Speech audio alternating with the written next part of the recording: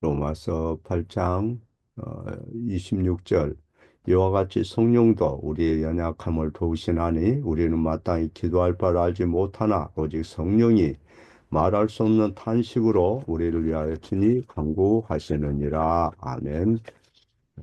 요한복음 16장 14장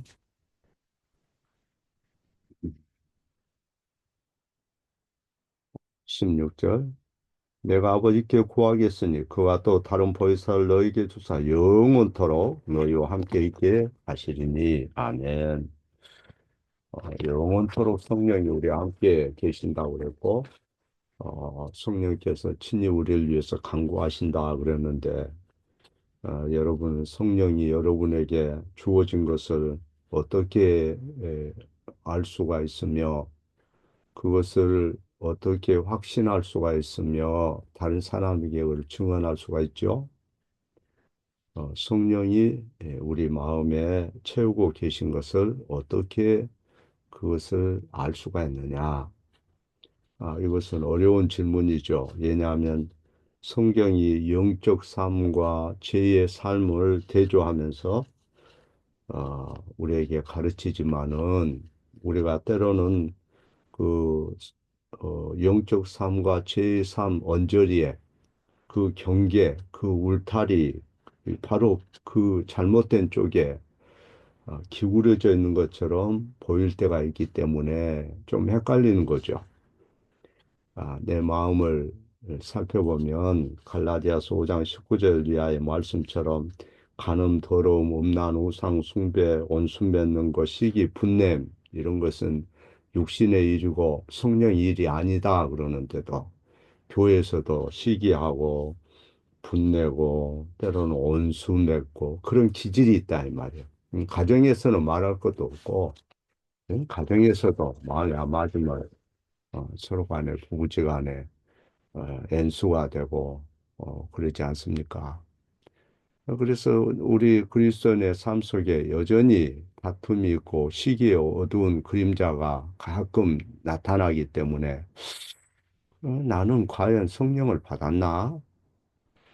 내가 겉으로만 피상적으로만 기독교인 행세를 하고 있는 이 유선자가 아닌가? 이런 생각이 들 때가 있는 거죠.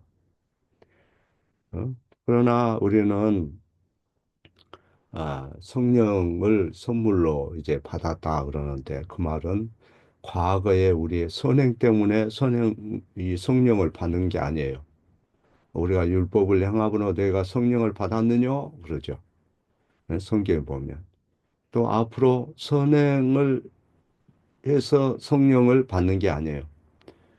성령은 구원은 값없이 하나님의 약속이 선포되고 주어지는 거죠. 세례 받을 때 성령께서 우리 안에 거하시고 우리를 그리스도의 살아있는 지체로 삼으실 것이라 이렇게 에, 약속을 하잖아요. 하나님은 그 약속을 하시고 약속에만 머문 게 아니고 실제로 그것을 반드시 이행을 하셔요. 그래서 우리는 우리에게 자신의 그 하나님의 성령을 주셨다는 확실한 증거를 알고 있어야 되는 거죠. 그러면 우리가 이 기대하는 그런 증거가 뭐냐, 성령의 임재의 증거가 뭐냐 그럴 때 어, 하나님의 말씀과 관련되는 거예요. 하나님 말씀을 통해서 성령은 믿음을 주시죠. 사도행전 6장 5절에도 보면 믿음과 성령이 충만한 사람이라 그러잖아요. 믿음과 성령은 본질상 이 둘은 병행을 해요. 동우어로 때로는 쓰이게 돼요. 함께 믿음이 충만하고 또 성령이 믿음이 충만하면 성령이 충만하다 이렇게 얘기해요. 고린도전서 12장 3절에 예수는 주님이시다 고백하는 것은 성령으로 그렇게 고백할 수 있다 이렇게 성경이 가르쳐요. 그래서 우리는 성령을 통해서 내 약한 것을 알게 되고 내 죄를 깨닫게 되고 그리스도께서 행하신 것을 받아들이게 되고 그분이 나를 위해서 저주와 형벌을 받았다 하는 것을 확신하게 되는 거죠. 나는 부족하고 넘어지고 늘 자빠지지만 주님이 나의 수치와 저롱과 모욕과 모든 온갖 형벌과 저주와 심판을 받으시고 해결하셨다 하는 것을 믿음으로 받아들이는 거예요. 말씀을 들음으로써, 말씀을 읽음으로써 그걸 받아들이게 되는 거죠.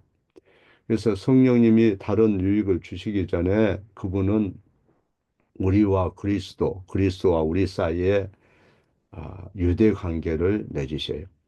성령의 가장 큰 임무는 우리에게 십자가를 가르쳐주고 빈 무덤을 가르쳐주고 하늘에 계신 우리의 대언자, 대제사장, 구세주인 주님을 바라보게 하셔요.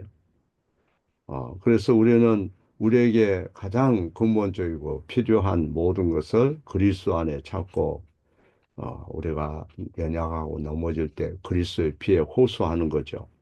그래서 53번에 보면 성령은 나로 하여금 참 믿음으로 그리스도와 그의 모든 은덕에 참여케 하며 그랬어요. 참여케 한다. 그래서 참여케 한다. 그리스도에 속한 모든 복에 우리가 참여하게 한다.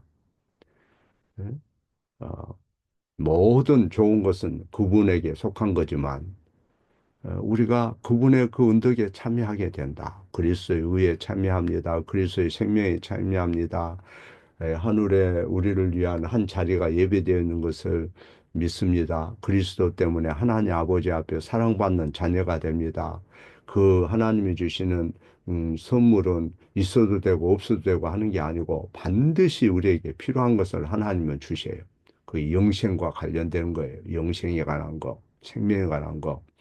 그래서 그리스도와 그의 모든 은덕에 참여한다 할 때 우리는 믿음으로 그리스도의 한없는 그런 축복 가운데 거하게 되는 거죠. 전혀 우리는 일한 것이 없이 경건한 것도 없어요. 하나님 앞에 공로가 없어요. 그런데 예수님 때문에 성부께서 우리를 향해서 무죄선언을 하는 거고 너는 거룩하다. 너는 죄가 없다. 그렇게 선언하시고 또 성령을 보내서 우리를 변화시켜 가요. 변화시켜 가는 것 중에 우선적인 것은 내 양은 내 음성을 들으며 말씀을 듣는 귀가 열려져요. 예전에는 말씀 듣는 거 지루하고 힘들고 그랬는데 이제는 자꾸 귀를 기울이게 되고 그 말씀이 이게 참 중요하다 하는 것을 자기도 모르는 사이에 젖어가는 거죠. 우리를 변화시켜 가요. 그 말씀을 통해서 우리의 생각을 바꿔가요. 그래서 로마서 8장 6절에 영적 생각은 생명과 평안이라 그래서 영적 생각이라. 응? 그 말은 성령의 마음을 품는 것이다. 문자적으로는 그런 뜻이요. 성령의 마음을 품는 것. 여러분의 생각과 마음이 성령의 마음을 품는 거예요. 성령의 마음, 성령의 생각을 품는 거예요. 성령의 생각을 품는다는 것은 성령의 지배를 받는다는 것이고 성령의 통제를 받는다는 것이고 그것이 생명과 평안이라. 생명과 평안이다. 이 말씀에서 첫째 영적 생각은 생명이다. 영적 생각은 생명이다. 여러분의 생각이 하나님을 향해서 살아있는지 어떻게 알 수가 있죠? 거기 보면 어, 성령의 역사로 이 하나님을 향해서 살아있게 된다 그 말이에요. 현실은 힘들어요. 여러 가지로 남이 볼 때 참 저 사람 어떻게 살지 저렇게 힘들게 살지 이렇게 사람들은 얘기하지만 자기는 거뜬히 이겨내는 거야 현실을. 그게 하나님의 축복이에요. 어, 성경에서 우리가 읽고 들은 말씀 중에서 그 말씀에 관심이 가지고 그 말씀을 다는 이해 못한다 할지라도 조금씩 이해하게 되고 그리고 나도 변화돼야지 주님이 기뻐하는 사람 돼야지 악한 것을 싫어하고 옳은 일을 하게 되고 이 성령의 역사예요. 때로는 속상하고 불안하고 그럴 이유가 세상에 있어요. 그런데 마음이 평온해요. 성령이 일하셔서 그렇다. 우리가 순례길을 가고 나그네 길을 갈 때 외롭고 때로는 힘들고 남이 알아주는 것도 아니고 걱정되고 초조하고 두려울 수가 있죠. 나그네 순례길인데. 그러나 그 순례길 가운데는 내가 원하는 것을 다 내가 그를 해결되는 게 아니에요. 그런데도 마음에 하나님이 평안을 주세요. 하늘로부터 평안 주세요. 너희는 가만히 있어. 내가 하나님 됨을 알지어다. 이런 말씀 있잖아요. 출애굽기도 있고, 신명기 46장에도 있고. 음? 로마서 8장 13절에 보면 영으로서 몸의 행실을 죽이면 살리니 그랬어요. 성령의 힘을 의지함으로써 어, 몸의 행실, 질투심이나 시기나 이런 걸 잠재울 수 있다는 거죠. 성령의 능력으로 여러분 마음에 남아있는 또 상처라든가 과거의 어떤 트라우마라든가 괴롭힘을 성령의 능력으로 잠재울 수가 있는 거예요. 성령이 보호하셔서 또 현실에서 유혹받는 것으로부터 내 눈을 돌릴 수가 있어요. 예전에는 함부로 말하고 하나님의 율법에 대해서 지키는 것에 필요성이나 가치나 중요성을 별로 알지 못하고 하나님의 계명에 복종하기를 거부했던 그런 제약된 마음이 이제는 하나님 앞에 내가 나를 구별해서 내가 나를 비우고 내가 주님이 기뻐하는 일을 해야 되겠다. 이런 생각을 갖는 게 성령의 역사예요. 그래서 하나님 앞에 성령의 열매가 하나하나씩 이제 자라고 맺히게 되는 거죠.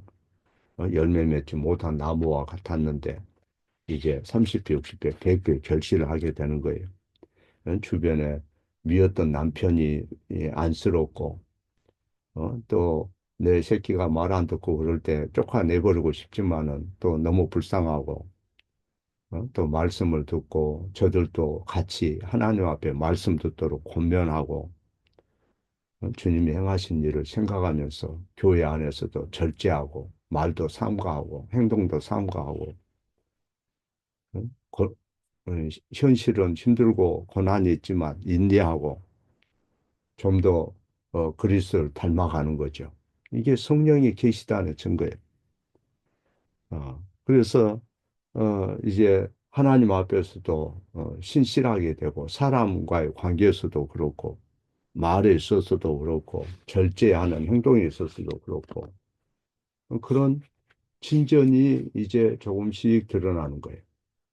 어려움은 현실에서 문제가 해결된 건 아니에요. 때로는 어려움이 계속될 수가 있어요. 그러나 성령이 우리 가운데 어, 함께해서 어려움이 해결된 건 아니지만 아, 이 말씀을 듣게 하고 잠잠히 주님 앞에서 자신을 정리해가고 그렇게 되는 거죠. 성령으로 거듭났지만은 성령으로 거듭날 때의 본성을 하나님이 온전히 다 걷어가신 게 아니라 그랬어요. 법적으로는 옛사람이 십자가와 함께 죽었지만은 여전히 우리에게는 아직 그리스도가 강림하기까지 우리가 하나님 앞에 서기까지는 우리 속에 정욕이 있고 주변에 세상이 우리를 세상 통념과 가치관으로 주변 사람들이 나를 미혹하고 사탄이 나를 넘어뜨리려고 하고 어? 그래서 우리가 하나님께서 원하시는 것을 항상 언제나 행하는 건 아니에요. 어?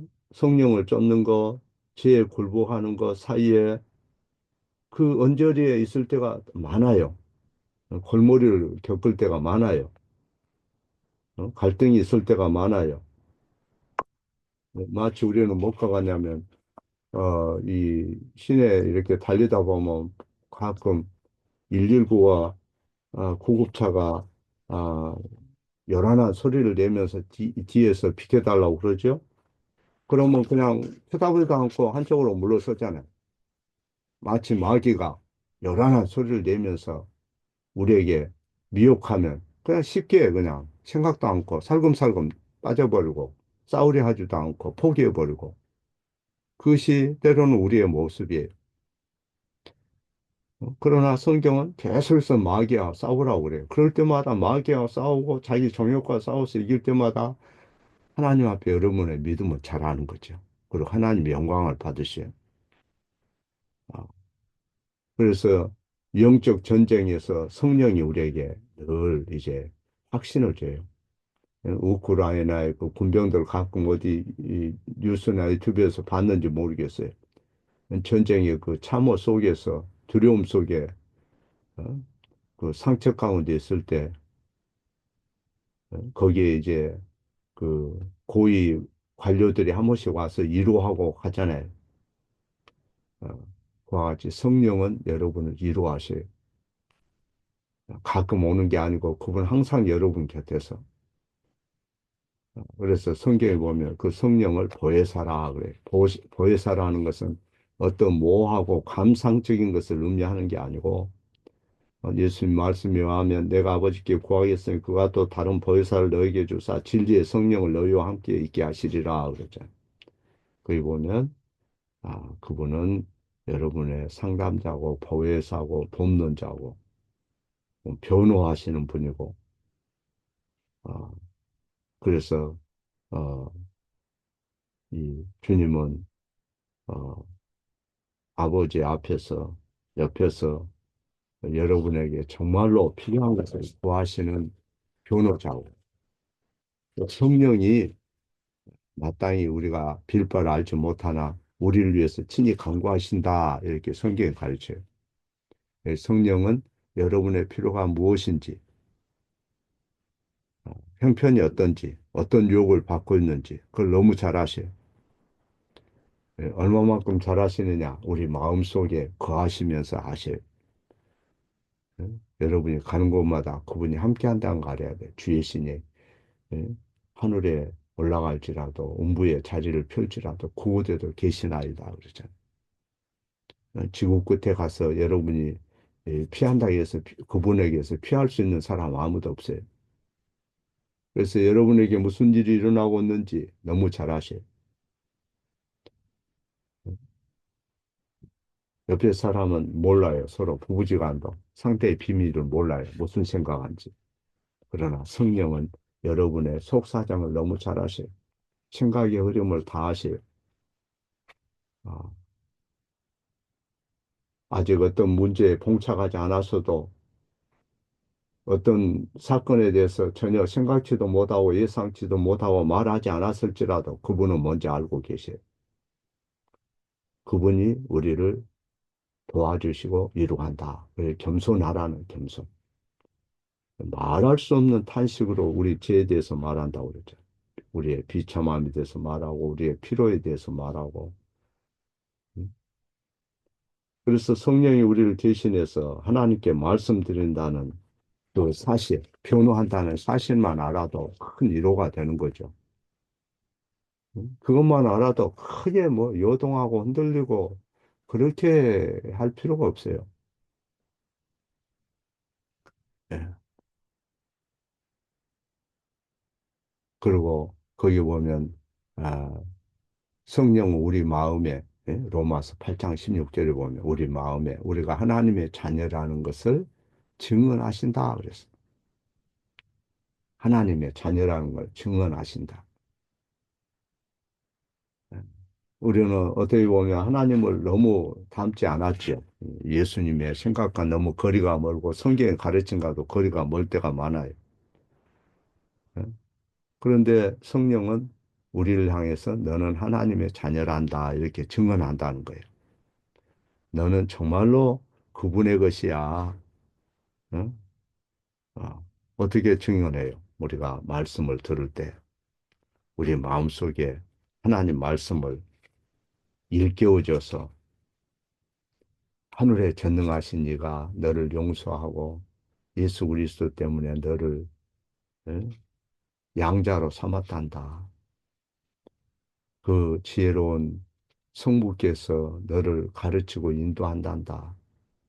그러니 네가 그분을 아빠, 아버지라고 불러도 된단다. 이렇게 가르쳐요.